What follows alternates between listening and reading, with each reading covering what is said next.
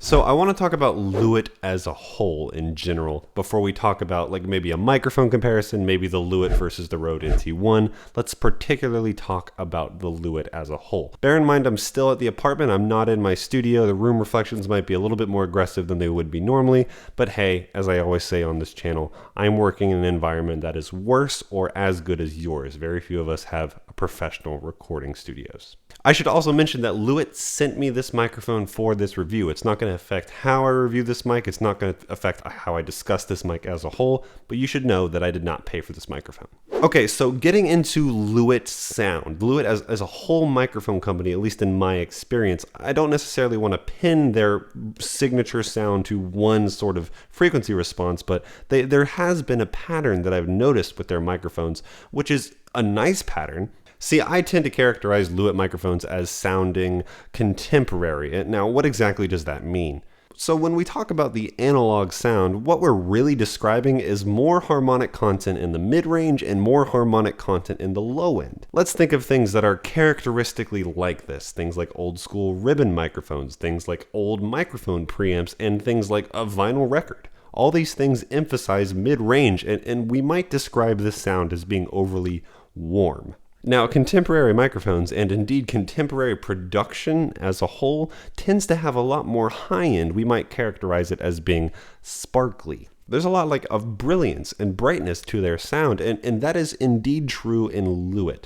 These microphones have a high shelf to them, and in general, have a very kind of bright sound to them. Well, maybe not very, but they do tend to have a brighter sound, and that's reflected in their frequency response. Now, handling high-end is extremely difficult, and I think our tendency as like audiophiles or audio engineers is to think of like a high-end microphone as maybe sounding glassy or harsh. Well, Lewitt has sort of a bright sound to it without all the negatives to the bright sound, namely sibilance and noise floor. Those are kind of like the two big boogeymans when it comes to adding like a high shelf to your microphone. Now let's talk about noise floor first, because noise floor is mainly a product of two different things: microphone sensitivity and microphone self-noise. Lewitt has microphone self-noise covered. The LCT 440 Pure has a self-noise of only 7 dBA, which is extremely low, rivaling the Rode NT1, which is generally considered to be one of the quietest microphones you can buy. Now, the other one is microphone sensitivity, which is a little bit more complicated to describe in just pure spec info,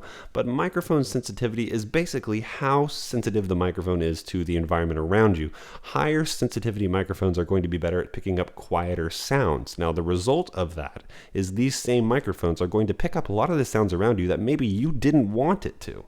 When you combine microphone sensitivity with a shelf in the high end or a boost in the high end frequencies, maybe something like an AKG microphone or Lewitt microphones, there might be a tendency to pick up more room reflections, pick up all the things that are kind of nasty in the high end, and we do tend to find a lot of those reflections in the high end as well. Now, all of this is further emphasized if you decide to add post-processing to your signal, and if you're working in music, you're almost definitely going to be doing this through EQ, compression, harmonic modulation, things like that. Harmonic modulation meaning like distortion or any of the cool chorusing effects, flanging effects that you might add to make it a more interesting vocal take. In general, the Lewitt does a really great job at rejecting the environment around it, especially for a condenser microphone. And bearing in mind, this is an extremely reflective room. I can only imagine in most scenarios, it's going to do even better than the audio that you're hearing in this video. Lewitt also does a really great job at controlling sibilance, which is one of the main crutches that you're going to find on microphones that are a little bit brighter,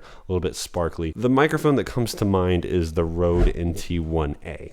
Rode NT1A, I would say, is not the best at handling sibilance. When I think of a microphone that is good at controlling sibilance, that would be something like the AKG C214, and this has much of the same characteristics of that microphone. It handles sibilance extremely well. The S's are not harsh at all, yet it does have that upper presence that so many people desire. It has sort of a halo effect to it, as we refer to it in the audio world. Now, throughout this review, I've mentioned AKG more than a couple times, and there's a history between Lewitt and AKG. The founder of Lewitt actually worked at AKG. Particularly, we've discussed how both of these microphones tend to have similar sound profiles and similar characteristics when it comes to the upper end, the high-end trebly range. Even things like the naming conventions seem to sound like the AKG C414, and maybe that's a coincidence, but I don't know, it doesn't seem like it. Now, that is not necessarily a bad place to be, though. AKG makes really good microphones, and when you think of where AKG is now,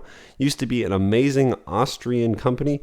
They're owned by Samsung. I think they're still Austrian, but at least I know with their headphones, their quality has suffered. More recently, they've become more of a branding thing for Samsung, at least when it comes to headphones, than actually creating a lot of interesting new products. So, Lewitt might have a position to fill here. There is a sonic range that Lewitt can fit, and if AKG ever starts to slip with their microphones, Lewitt is right there behind them, making very comparable products. And much cheaper and much more innovative, I would say, too. Some standard review stuff. Here is all the spec info if you would like to see it. Now, I'm not really in the business of reading out spec information for you. I think you can do that for yourself, but here's all that information if you would like to see it. I've already pointed out what I think is important from that spec information. Now, I want to talk a little bit about the design of Lewitt microphones, and particularly with the shock mount, which I think is probably my biggest point of complaint for the microphone. I really like how Lewitt markets and designs its microphone, because unlike so many other microphones out there, they're not really looking for a vintage aesthetic, which is something that audio engineers and also audiophiles tend to fall for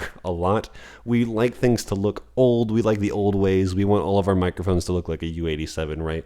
I really appreciate how Lewitt is crafting a new aesthetic for themselves, and it's much more contemporary. It's even reflected on their website. If you go on their website, you're going to see a bunch of really cool looking contemporary studios, and I love it. This design is further crafted around this custom shock mount, which I really like the design of, and I don't know if you guys can tell, this whole video I've been talking through a magnetic pop filter. This is amazing. You just heard me do a plosive. This is all sort of in the form factor of the design, which I really love about Lewitt. I love the pop filter. I think it's super sleek, super nice, and super handy, and it doesn't get in the way of my shot, which is one of the reasons I don't use pop filters for so many of my microphone reviews.